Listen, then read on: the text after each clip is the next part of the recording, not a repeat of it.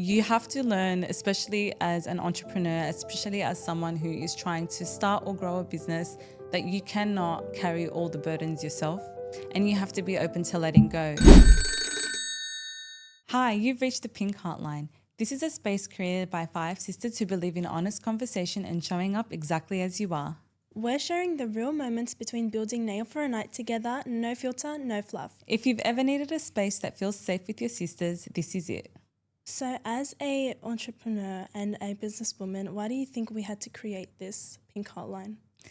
I think this Pink Hotline is important because I do believe that when I started off, with this business, I did struggle a lot with things that I needed to do, things that I needed to understand, the way that I needed to communicate, especially with my sisters. Trying to run a business, I do still struggle with this, and I'm glad that you guys do hold me accountable when I do step out of line with yous.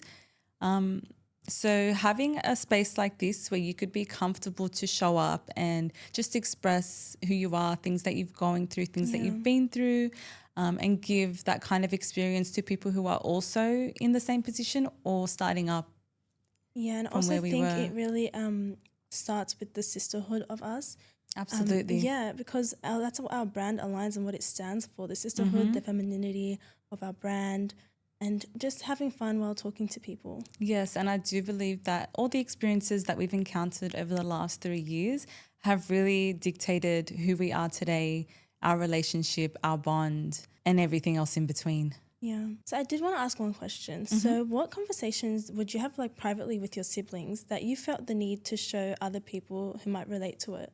I think that girlhood is a big thing, and being able to relate to females all around the world that come from different schools of life and just understand the way that a certain thought process could happen and the way ideas can pan out and how different thoughts and different ideas coming together could work.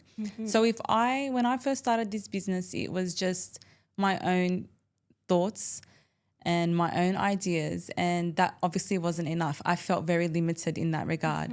So bringing on board my sisters really did help me discover different ways to go about business and learn new traits and learn new, I guess, skills. Skills that I can't do obviously on my own. So you do need different people that carry different assets in this world to help you grow and flourish into the So woman what would you say that you need to be. skills would be that you wouldn't have? You are very creative. You are also, you have a very strong personality in the sense where you make me laugh a lot, by the way. And having you around has helped me feel like this company is a lot more stable and has a lot more rhythm to it. So my skills are the internal aspects of Nail for a Night. Yeah. For example, like running the website. Why would you think you wouldn't be able to do that? Personally, the juggling between having another job and running a business, it's really hard. I struggle with putting a lot of focus into 2 things at a time, especially when it's a website, for example, and it does require a lot of attentiveness to it. My passion is more in the sales side of things. So building a website and coding it and creating it in the look that is suitable for the brand, I don't think that I have the capabilities that you have in this regard. And that's why you're welcome. And that's why, look, another thing on that point is you have to learn, especially as an entrepreneur, especially as someone who is trying to start or grow a business, that you cannot carry all the burdens yourself and you have to be open to letting go. If you want to control everything, I can guarantee you it's going to be very hard for you to succeed. So a misconception I would say about working with family, especially with sisters, is the personality clashes. It seems to be all rainbows and butterflies on the screen, but behind the scenes we do clash a lot. Thankfully, we are able to obviously work through all this, but that's not to say that the arguments don't happen, the disagreements don't happen, because we all have our own personalities and we are all very different. Yeah, I agree on that. And I also think arguments are sometimes essential in the sense that you can see something positive that comes out of it. Like, For example, when our launch got pushed back a couple weeks, we had to figure out why. And even though we were angry, we saw that there was potential in the sense that we can Seeing the find, beauty we can, behind but we also things needed that to go find wrong. influencers in Yeah, time for the absolutely. launch. Yeah, and you know Yeah. what better place to find influencers Then than here in Dubai, Dubai? yeah. Yeah. I know people talk about Dubai being a soulless city, but in all honesty, I've met more lovely people, amazing characters, people who are willing to help, people who Yeah. are willing to give you the blueprint, even with no benefit for them, you know, and people who give you the time of day and people who actually genuinely care for you. Yeah. Even when they are influencers themselves. Like, I don't have many followers on my social media. However, I've met people that have over 1 million followers, over 100,000 followers, who actually show me true love and true genuine, you know, Yeah.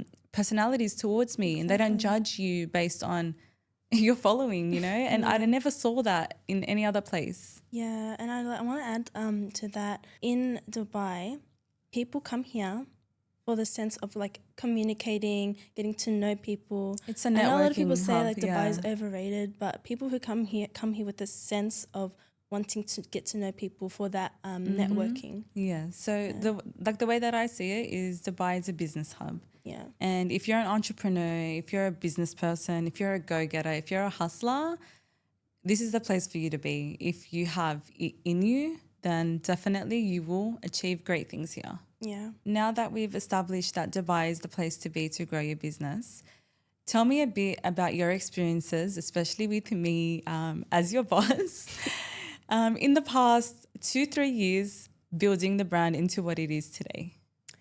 Well, it was a lot of fighting. But I think getting here took a lot of effort and a lot of courage to fly all the way from Sydney to Dubai and start up the business all over again. It feels like we're starting from scratch, Yeah, but it we've really come with does. so much experience, Exactly. especially with all the pop-up stores we've done across Yeah. the Westfields in Sydney, especially But we with... have to thank that Westfield's pop-up shop. That was Absolutely. Shout even out to you, Michael, if you ever see this video. because it really helped us. It helped me build my confidence as well. You when I was were talking so to young when you people. first Yeah, started. we You were knew like, nothing what about were we? sales. We were like 16, 17. Yeah. I loved selling to people. I feel like you guys grew a lot in terms of who you are Yeah. as from like girls to ladies, you know, and just growing into your feminine side, selling products that are very feminine. Like, I know you girls used to never even think about getting your nails done. Yeah. I used to hate going to the nail salon, honestly. I couldn't stand sitting there for 2 hours just for it to come out like Willy Wonka.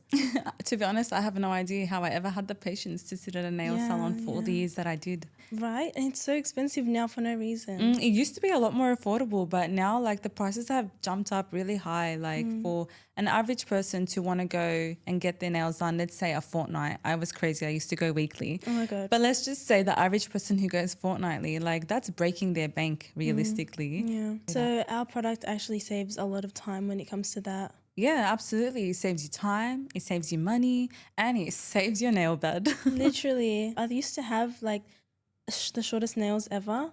But once I started wearing press-ons, and I could wear them whenever I want, right? So I used to wear them just for the night out when we used to go out for dinner. And then I'd come home, take it off, and I'd put like a cuticle oil, and they grew. Like they grew so absolutely. much. Like, even, by the way, I have COVID to thank for this, for when they shut down everything and I couldn't do my nails anymore. Once my actual acrylics came off, I noticed how severely damaged my natural nail bed was. And I was like, there is no way I'm going to put acrylics on ever again. Once they healed and everything else opened back up and we were able to go out, and I was like, I'm dressed up, I look good, but I felt like my hands were missing something. But I swore I wouldn't do acrylics again from the damage that came from it. So I always knew press-on nails was a concept, but I never really trusted it because... They're all from the drugstores. Yeah, they you fall off know, easily. and as soon as you tap your hand on something, it'll just fall off. So I done my research and I started buying press-ons as from a supplier for my own personal use initially, and I fell in love with the product. And because I've always been business-minded, I decided, why gatekeep this, and turned it into a business. Yeah. And then you forcefully put me and Zara into a position. Yeah, where, I did kind of yeah, force we all you, dropped out of but school for you. don't act like you're not in love with the I'm idea. grateful. I'm so grateful. Yeah, no, absolutely. Yeah. I wouldn't be here without any of my sisters. I wouldn't be here without my brother. I wouldn't be here without my parents. And I am very, very grateful. So you've had like different business ventures before you started now? I have. I once did a 24 karat gold dipped rose. Oh, Yeah, lovely. it was good, but it just wasn't my niche. It wasn't something that I could feel that I was able to carry on. But nails, I mean, what girl doesn't love to have nails done? Exactly. Like, And when you can do it in your own convenience, less than 10 minutes with no damage, even better. Like, why would you say chef no? kiss. Absolutely. Yeah. At any point during the business, was there any hardship you didn't tell us girls about? There was never a time where I wanted to stop or give up on the business. But I do feel like there was a time where the business did plateau. And it was last year, actually, in one of our last pop-up stores. And I feel like it was during a time where people started to struggle financially in Sydney, in Australia as a whole, because the cost of living went up. Like, we did still have great customers and money flow coming through, but just in comparison to the year before, it wasn't exponentially growing. So I did kind of freak out. I did, not gonna lie. Yeah. But I always had that hope, and I always had, Like, it's such a good business. yeah, you know? it's a great business. It's like I couldn't amazing. understand why it would ever, flop, if that's the right word to use. So that's when the idea, I guess, of moving to Dubai was really like sitting on my mind.